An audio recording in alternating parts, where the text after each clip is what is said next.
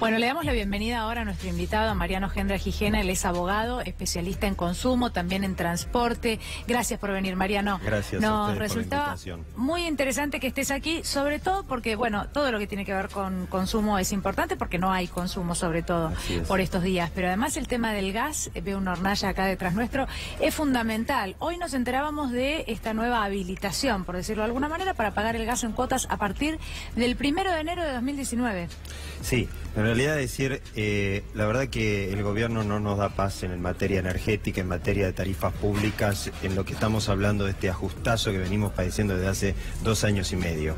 A los anuncios del 35% de aumento que ustedes anunciaron durante estos días, se va a incrementar ahora que los usuarios nos tenemos que hacer cargo de una deuda que tienen las empresas distribuidoras con las petroleras. ¿Qué es esto? Esto es lo que se llama una diferencia por el valor que las distribuidoras le pagan a las petroleras, le compran el gas que distribuyen después Petrogas. Exactamente, recordemos que las tarifas están dolarizadas, ¿no? Hoy en día se está pagando aproximadamente de $4.68 por millón de BTU. Pero ¿a qué precio ese $4.68? Entonces las distribuidoras se lo estaban pagando a 20 pesos y monedas, 20,60 y pico, a la petrolera. Las petroleras reclaman la diferencia en función de que hoy en día sabemos que el dólar está 40, 39. Sí. Bueno, hay que preguntar minuto a minuto. 39, 39,90. Bueno, entonces, por ahí. Esa diferencia, en vez de asumirla las distribuidoras, las petroleras en conjunto, o el gobierno pedir que justamente para que esto no se traslade nuevamente a las tarifas de los consumidores, no, decidió que sí, que lo paguen los consumidores. Y a partir del 1 de enero, en 24 cuotas, todos los consumidores de gas vamos a pagar esta deuda. ¿Cuánto es esta deuda? 10.000 millones de pesos más intereses, porque por supuesto, acá ningún sector empresarial de estos grandes se achican los bolsillos, sino lo achicamos los consumidores y exigen que se les paguen con los intereses. Mariano, si yo hoy tengo una deuda, arrastro una deuda por no poder pagar la factura de gas, sí, ¿no pueden venir a cortar el suministro de gas a mi domicilio? Bueno, en realidad, si lo hacen en general y uno va y reclama, lo vuelven a restituir. Están habilitados a hacerlo, perfectamente lo podrían hacer. Lo que pasa es que las empresas están tratando de que si el usuario se acerca, obviamente, a la empresa y trata de acordar un plan de pago, etcétera, acceder a eso.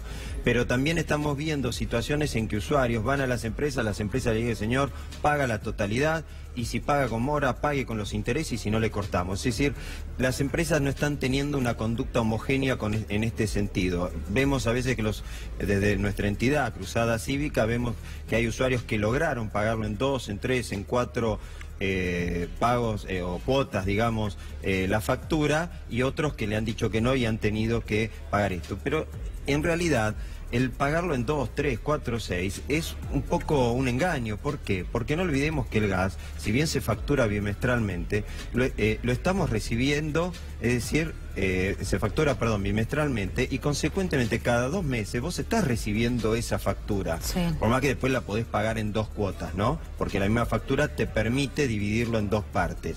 Pero si a esa cuota o esa factura que tenés que pagar le acumulás las cuotas de las facturas que no pagaste en los bimestres anteriores, bueno, esto termina siendo obviamente una bola de nieve imposible de acumular, de pagar, teniendo en cuenta que ya tenés deudas acumuladas por tarjetas de crédito, que venís, por supuesto, pagando el mínimo, como están denunciando los bancos.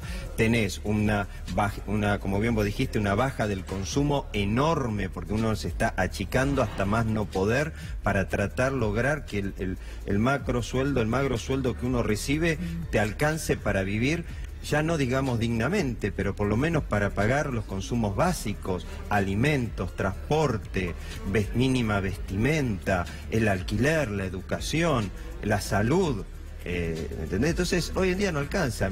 Hemos visto cómo ha aumentado la cantidad de indigentes y de gran parte de la sociedad que ahora está por debajo del nivel de pobreza. ¿Y cuántos trabajadores se han quedado sin prepaga, porque fueron despedidos? Bueno, tienen que acudir al hospital público. Totalmente. ¿No? Sí. Mirá, el índice, el INDEC de la Ciudad de Buenos Aires, ¿no? Sacó de que en el último año, en los últimos meses, ha habido en la ciudad de Buenos Aires, ha aumentado a 69.000 personas más que pasaron a la indigencia. 69.000 personas. Bueno, vimos las cifras la semana pasada, ustedes mismos la anunciaron. La pobreza 27.3%, estamos hablando de 12 millones de argentinos que están bajo el nivel de pobreza. Según el índice, este mismo índice de medición de la ciudad de Buenos Aires, dice que para estar dentro de esos 12 millones de personas, es decir, ser dentro de ese universo de pobres, tenés que tener un ingreso por menor a los 21.000 pesos, es decir, no cubrir la canasta básica total. Y para ser indigente tenés que tener un ingreso menor a 10.300 pesos, es decir, ser parte de esos 2,5 millones de argentinos que son indigentes. Mariano, y respecto de lo que ustedes miden, que tiene que ver con el consumo, la expectativa de consumo, si esto va a cambiar a futuro, que nosotros hablábamos recién con un economista y la sensación es de que no hay un plan hoy que vaya a modificar las cosas a corto plazo, ¿no? Bueno, podemos poner un objetivo, las elecciones de 2019, pero la sensación es que la cosa va a seguir siendo cada vez peor, de ajuste mayor y de incrementos todavía mucho más grandes con un mismo salario. Sí, como entidad de defensa del consumidor vemos y monitoreamos todo el tiempo el índice de confianza del consumidor respecto al consumo y vemos que ha bajado, pero de una forma estrepitosa.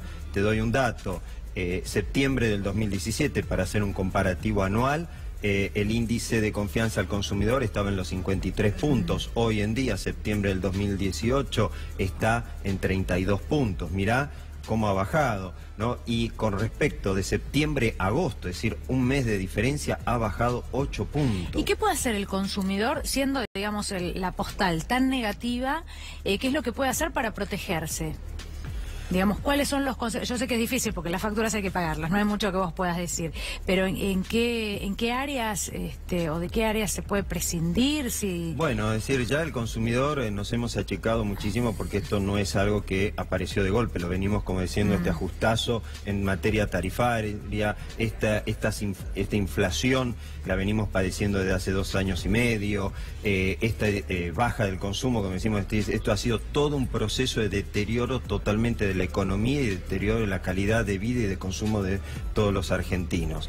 Ya hemos visto que el hábito del consumidor ha cambiado, es decir, ya el consumidor no consume pensando en comprar alimentos por una semana, consume compra en función de lo que va a consumir ese día o al día siguiente. Y muchas familias, para ir cerrando, Mariano, utilizan su tarjeta de crédito para pagar servicios y para comprar alimentos. Bueno, eso lo hemos notado, vos justamente diste ahí un dedo de la tecla fundamental. Eso ha generado que la deuda que hoy en día la clase media baja, que obviamente es la clase trabajadora, que tiene una tarjeta de crédito y a veces más de una, empieza a entrar en mora con esa tarjeta de crédito. Y o no paga la tarjeta de crédito o empieza a pagar directamente los montos mínimos, generando saldos deudores muy altos. Que es justo lo que no hay que hacer. Recordemos las tasas financieras que hoy en día arriba de un 120%. Bien. Bien, Mariano, muchísimas gracias por haber estado aquí con nosotros. Gracias por venir. Gracias, Mariano.